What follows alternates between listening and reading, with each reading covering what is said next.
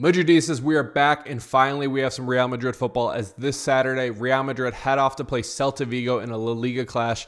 In this video, I'm going to be previewing the matchup, telling you the starting 11 I want to see Real Madrid roll out there, some players we all need to be watching, and of course, my official match prediction. But before we get started, if you're new around here, I'm Dally with Dallyfc, and I cover all things Real Madrid. At the end of the video, if you like the content and you want to see more from myself, please hit that subscribe button. Right now, smash that like button as Real Madrid football is back, and let me know in the comments, what's your official match prediction for the Celta Vigo match? So coming into this match, how is Celta Vigo doing? Well, currently they sit 9th in La Liga standings, currently with 4 wins, 1 draw, and 4 losses. In the last time Real Madrid played them, we absolutely destroyed them 4-0. And so I'm hoping we can get a reoccurrence of that game once again this Saturday. But a couple things. I'm back. We are back. Who else is back with Real Madrid? Well, right now, I'm currently monitoring a couple different players right now. We're currently monitoring Courtois, Vinny, Militao, as well as Kylian Mbappe. Now, Courtois, we missed him a couple games in the last couple of weeks just because he got that injury. It was a knock to his knee. Didn't seem like anything super serious. I would expect Lunin to get the start for this one, as of all the reports we've been seeing the past couple days on Twitter right now. So same thing goes with Militao. Militao, he got banged up earlier. He didn't go off to Brazil for international duty. So I'm not sure we see Militao on this one. However, the two players I do expect us to see Vinny and Kylian Mbappe get the start. And as you can see on the screen, this is my official starting 11 that I want to see rolled out there. And as you can see, I have VMR starting the 4-3-3. Of course, this right now, guys, is my preferred lineup. I think there's so many things that work well with this lineup, compared to the 4-2-2, 4-4-2, whatever we want to call it, has been working, right? I think the thing is with the 4-3-3, if Rodrigo can actually stay wide right, we actually have a more balanced attack. I think we're still fascinated with the idea of the 4-4-2 and, more of a diamond. The way we've been doing the 4-4-2, however, it's been flatter, where you have Bellingham more as a left center mid and really hugging the baseline, the touchline. Same thing with Valverde and Modric when he's been over there as well. So I don't want to see that. I would rather see the 4-3-3. And really, I'd rather have us have more attackers out there to start matches. That's exactly why I'm starting Fran Garcia as well. Now, is Carlo Ancelotti going to be listening to me on this one? No, he's not going to be. So Ferland Mendy, I would expect him to get the start. But this, guys, is my preferred starting 11, not the expected starting 11. So bear in mind with that. Now, starting back, Lunin, like I mentioned earlier, Courtois still coming back from the injury. I would love to see Courtois on this one. I do think if he's not 100% ready, we do have Dortmund next week. We do have El Clasico coming up as well. Cannot wait to be talking about that one. I would expect Courtois to be back for the Champions League match against Dortmund coming up, and then, of course, for El Clasico. But let's give Lunin the start. He's done pretty good in the last couple games. Has there been many shots coming his way? No, but at the same time, what do you want him to do? Everything that he's been asked to do, he's been doing really good with it. So that's why I would be starting him. And then we all know, I've mentioned it before, and unfortunately, if you missed the news, Dani Carvajal tore his ACL as well as other ligaments in the last time we were out there. And so he will be out not only for this game, but for the rest of the year. And honestly, this is a terrible injury for Dani Carvajal. And hopefully, everybody wish him a speedy recovery. Hopefully we can see him playing once again for Real Madrid. He actually signed a contract extension with Real Madrid, which was something we were talking about anyways coming into the summer. His contract was going to be ending. So his contract now expires at the end of summer 2026. And so possibly we can see him next year. This is a major, major injury, though, guys. And so don't expect him anytime soon. Even next year, it's a long road to recovery for him. And plus, at his age, I believe he's 32, 33. I'm not sure if he's ever actually going to play for Real Madrid again. So what happens, right?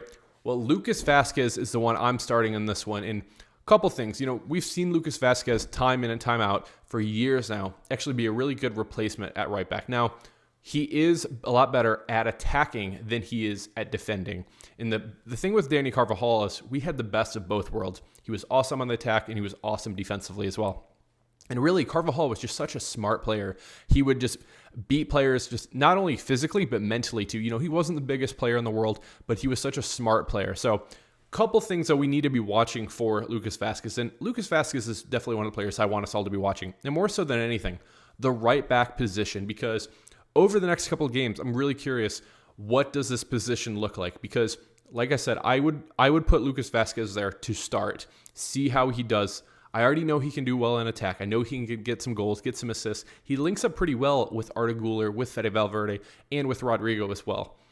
But defensively, when we're playing a better team, when we're playing a Barcelona, do you really want to start Vazquez there? Or we have a couple different possibilities. And so I want you to let me know in the comments of what you think, what you would do if you were Carlo Ancelotti. One of the options would be if we move out Eder Militao out to right back. You still have Tchouaméni at center back, you have Rudiger at center back, and then you can put Militao over at right back. He is athletic. He is probably defensively way better than Lucas Vazquez. That's option one. Another option could be maybe that you start Fran Garcia at the left, or you can start him at the right, and then you have Mendy and Fran Garcia as our fullbacks. That's another possibility. Same thing goes, maybe, we've seen this before, years past. If you remember, think back in our history. We can move Fede Valverde back to right back. And what you could do then, you could maybe put an Arda Güler at a right center mid, and really those two could link up. Fede Valverde, he's a fantastic midfielder, and so taking probably one of our best players, if not the best player so far for Real Madrid this season, and moving him out of position, I don't love that. But ultimately, what I want to see Real Madrid do is I want us to go out and actually get Trent Alexander-Arnold in January transfer window. I don't want to wait for the summer at all.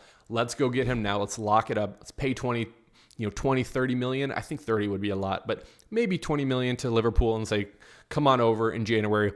That's what I'm hoping ultimately happens. But let me know what you guys think we should be doing at the right back position in the comments below. Center back pairing, I have Rudiger and Tchouaméni. Like I mentioned earlier, I'm not sure if Militao is going to be ready to come back as well right now. And so maybe we see him for 45 minutes. But again, I think we might want to rest him and get him ready to go for Champions League game plus El Clasico coming up as well. So at left back, my preference would be Fran Garcia. But again, this will probably be Mendy. Now, my midfield is probably the midfield I want to see us doing moving forward, which is Bellingham, Camavinga, and Fede Valverde. I think this is a fantastic midfield. And right now, at the 6, I would prefer Camavinga over Tchouaméni, especially too. I think Tchouaméni is going to be helping a lot more at center back, and that's not something he prefers, but that's almost like a necessity right now. And then, as I mentioned already, VMR is starting up top for me. So, couple players, though, that I want us to watch as well. I've already mentioned the right back position, Lucas Vazquez specifically, but the next one is Kylian Mbappe. Now, Kylian Mbappe, there was a big deal going around over the international break. He didn't go to France, but he did play in the game right before. He played in Champions League game. People didn't love that, especially over in France, and so I understand that from their perspective, but Kylian Mbappe, he's healthy now. He is rested now. He had some vacation. He had some training one-on-one with the training staff. And so I'm hoping that Kylian Mbappe can come out here and be healthy, be rested, and really just light the world on fire and have fantastic play. That's really what I'm hoping for in this one. And that's what I think we all need to be watching in this one as well. A couple things, though, that I really want us to focus on. And with Kylian, to get a little better at, his first touch so many times has been poor this season. Whenever he gets the ball top of the box, he has a really good opportunity, and he just kind of whiffs on that first touch. He takes a poor first touch. I would love to see Kylian Mbappe be better with that. And I guess that's one of the things when I've talked to PSG fans before, they said that's kind of the biggest issue with Mbappe. Sometimes his first touch is just poor, and so maybe it's something that we have to learn from moving forward, but it's going to be interesting to see. Another thing with Mbappe, his finishing, I need that to be better. And, taking advantage of the opportunities that you're given. There's too many times I feel that we're kind of reliant on some insane shots, individual brilliance, really relying on that way too often. There's a lot of times that Kylian has an opportunity to finish and get a really good shot that he's just like avoiding the shot for some reason. And sometimes he's just taking shots just to take shots if they're getting blocked. And so I need him to be a lot better in this one, as well as the next couple of games as well. I think this could be a really big month for Kylian Mbappe. The other thing is, let's just be clinical, like I said, with the finishing. Let's be clinical. And then as well, let's link up with Vinny, and let's stay central or right wing. I'm not sure if we're going to be doing the 4-3-3 with VMR up top, or is this the 4-4-2 and it's Vinny and Mbappe up top? If it is that, I need them to stay away from each other and not always be linking up. And if you are linking up, like, do it well. But I think more so than anything, if you can spread out and you can actually come from the right wing and make some attacks there, overlapping with Fede Valverde, right? Linking up with Lucas Vazquez, I think that's an opportunity for us to really succeed in that area. So that's a big thing I'm going to be watching with Kylian Mbappe in this one. Now, the next player I wanted to talk about is Camavinga. Camavinga, like I mentioned before, CDM, that's my preference right now. I think he's one of the best midfielders in the world. And, him coming back from his injury, he was able to have a good couple games in the last couple matches. I was very happy with how he was performing, especially just coming back from the injury that he got in the training match, right before the Atalanta game. So I think this is going to be a big time upgrade for us with Camavinga in the midfield. And really for him, let's create chances. Let's continue to press, distribute the ball. There's a lot of times that I think when Tchouaméni would be playing the 6, he just kind of stand there. And did Tchouaméni do well sometimes? He did. I just kind of like the versatility that Camavinga brings as well. So let me know what you guys think. Do you guys prefer Camavinga or do you prefer Tchouaméni at the 6 role? So I think it's going to be interesting to see. The other player that I want to mention, though, is Vinny. This is going to be a monster month for Vinny, not only on the pitch, but off the pitch as well, as I expect Vinny to be holding up the golden ball, the Ballon d'Or, here at the end of October. So very happy for Vinny. However, I would love it if he just lit the world on fire and was really just on fire going into that ceremony. And so he has a good couple games to do that.